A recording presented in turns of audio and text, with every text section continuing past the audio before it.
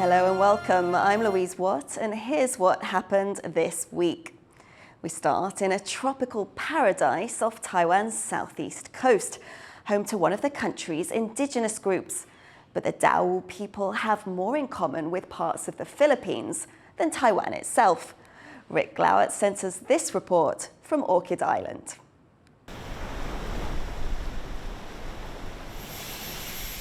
"58-year-old Shaman Matapus has been building boats for decades, but he's daunted by his latest project.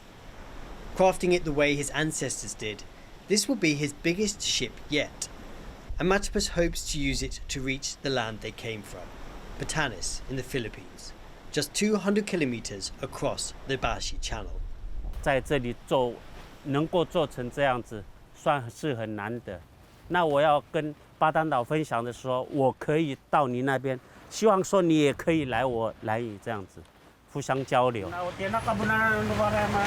Matapus is Dao, a seafaring indigenous group native to Orchid Island off Taiwan's southeastern coast. The Dao trace their history back to Batanes in the northern Philippines and still share a language and culture with the indigenous Ivitans who live there. It will take the 20 oarsmen at least a day to row by hand from here on Orchid Island to Batanes in the Philippines. It's a journey that mirrors that made by their ancestors who left Batanes for Orchid Island more than 800 years ago. These days, travel between the two islands is less direct. It's a roundabout route via Taiwan's capital Taipei, an international flight to Manila, before heading back north from there to Batanes. This makes it difficult for migrants like Lida, who want to visit their families. Lida moved here 30 years ago, and despite being just across the water, she's only been back to Batanes 5 times. I want to visit them more times, but it's only my words, but I cannot do it by myself. The Dao will hope their planned intrepid trip across the ocean can pave the way for regular direct flights or ferries between the two island communities, who now also share similar challenges and hope to help each other through them, like protecting their traditional way of life in the face of booming tourism, and grappling with neighbouring China's military expansionism, which has troubled both Taiwan and Philippine governments. Chinese military ships are increasingly transiting through the Bashi Channel, separating the islands. It's one of the region's hottest military flashpoints. But the Dao and the Ivitan are seeking to strengthen a connection that transcends borders. 我们的船是没有带有任何武力的船，就从这个地方划到另外一个地方。我们很主张，能够有更多的和平。Every traditional boat the Dao will build is made from carefully selected longyan trees, which grow over decades on the steep hills of their volcanic island.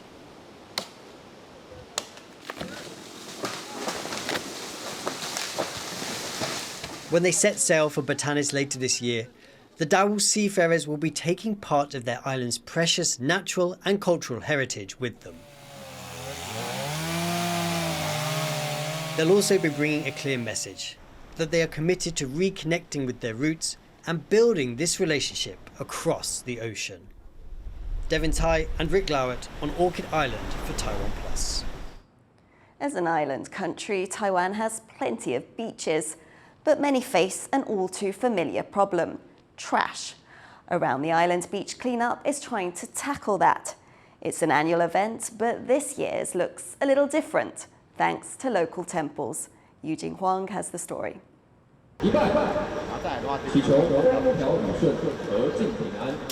Prayers with a modern twist.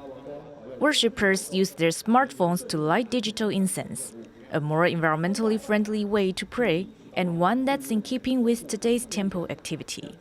It's all part of a nationwide beach cleanup event held annually by local NGO Rethink. The organizers enlisted temples this year, hoping to attract more volunteers. And each person is desperately needed. Marine debris per square kilometer on Taiwan's beaches is much higher than the global average. They're also hoping the gods will lend a helping hand. 他们就近在这个海岸边，其实保佑的也是这个环境海洋上面大家的就讨海人的安全平安，但也希望就是这个保佑可以延续到这我们的环境上。And the deity who oversees this piece of land in New Taipei? Well, it's got a reputation for being man's best friend. These dogs make up the deity 18王宫 that beach cleanup participants were just praying to. The original deity was just one dog that survived the shipwreck hundreds of years ago. While that dog has long since passed away, the deity lives on in these statues. While the religious element is an attraction for some, many are just here to keep Taiwan's environment garbage-free. People of all ages join the campaign for different reasons, and some can be very simple, like this first-timer. 我想要海滩就是干干净净的，让大家看到很漂亮的模样。 Then there are the long-term volunteers. Yang Junjie has been cleaning these beaches for 6 years. He said he's built connections with people through the cleanup. 来这边净滩的人，通常都不是坏人，对。那你不会用社会的那个世俗的眼光纷纷扰扰啊，来去跟人这样子沟通。我们可以避掉这些很利益的东西。 我们纯粹就是来帮忙。 Whatever each volunteer's motivation is, today they only have one goal: returning this area to its natural beauty. The organizers estimated that the total garbage collected was more than 1 metric ton. It's a big number, but the organizers say the real value is not in the amount of garbage cleaned in a single day. 净滩其实还是一个教育的目的，我们希望大家可以带到环境的第一现场，可以看到就是海洋真正的状态。那有机会就是把这份不管是感动也好，或者是可能有点愤怒的这种感觉也好，放在心中，回到生活里面。那可以在生活里面从垃圾的减少开始做起，那有助于更多人可以把这个海洋这个垃圾的源头给解决掉。The NGO has worked on 2 locations in New Taipei already, and they'll be cleaning another 6 before the end of August. But their real hope is that one day, these cleanups won't be necessary at all. Kamashi and Yujin Huang for TaiwanPlus. A Taiwanese opera performer and a group of new immigrants from Southeast Asia have been named winners of cultural awards that honor contributions to Taiwanese society. Leslie Liao explains.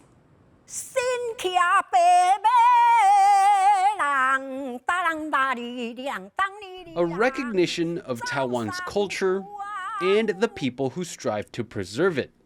That's what the biennial Presidential Culture Awards were set up to celebrate. This year, Taiwan's General Association of Chinese Culture recognized 2 individuals and 3 groups for outstanding contributions in 5 categories. Each rewards achievement in areas like legacy preservation, indigenous art, or youth contribution. Among them is 87-year-old veteran Taiwanese opera performer Liao Qiongzhi. She was recognized for preserving her art form. 少年的来学歌戏变演员，这对这个表演的舞台上的身段，艺术，拢是会当传落去。 Liao has recorded teaching materials to pass on her craft. Thanks to her, one of Taiwan's oldest art forms can live to see countless more generations. 他用他的生命在为这样的一个歌仔戏不断的往前推进。 An organization the award recognized is the Trans-Asia Sisters Association Taiwan, a group of women from Southeast Asia who married Taiwanese husbands and moved to Taiwan. They have helped others who have married into Taiwanese society get settled by offering language lessons, workshops, and advocating for immigrant rights.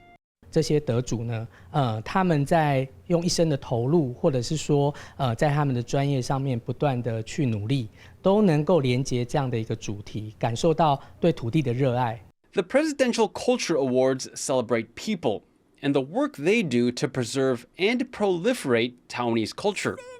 And as this year's winners show, you don't even have to be from Taiwan to be honored. You just have to love Taiwan and all it has to offer. Kamashu and Leslie Liao for TaiwanPlus. Divers have spotted a rare oarfish in the waters off northeastern Taiwan. This 2.5-meter-long specimen let the divers swim alongside it for about 15 minutes. Oarfish live deep below the surface, and it's not common to see live ones. The divers think this one may have been in shallower water because it was injured. Experts say these holes in its body may have come from shark bites.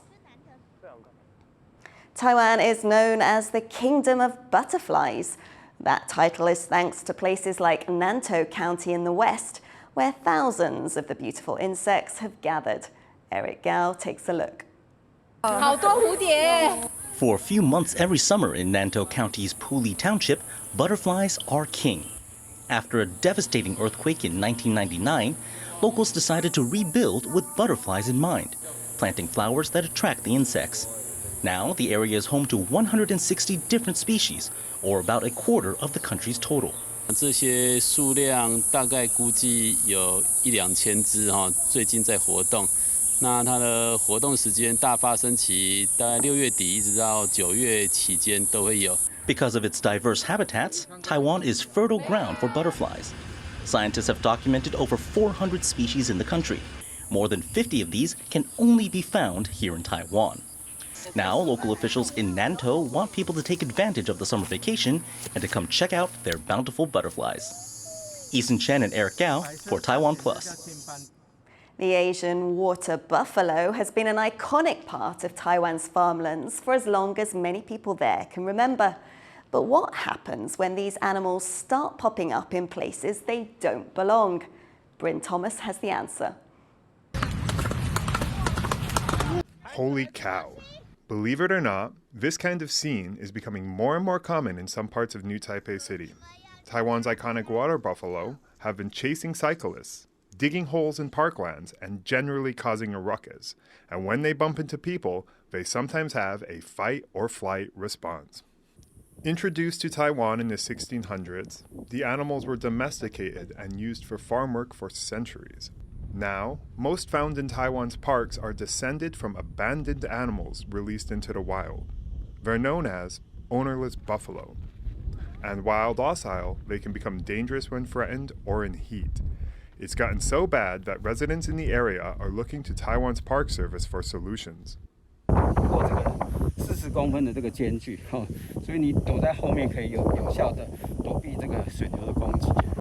But that's far from a practical solution, nor is it likely to put park goers at ease. Plans to fence off the area have also been put forward, but these are expensive and fail to address the environmental damage the water buffaloes are causing.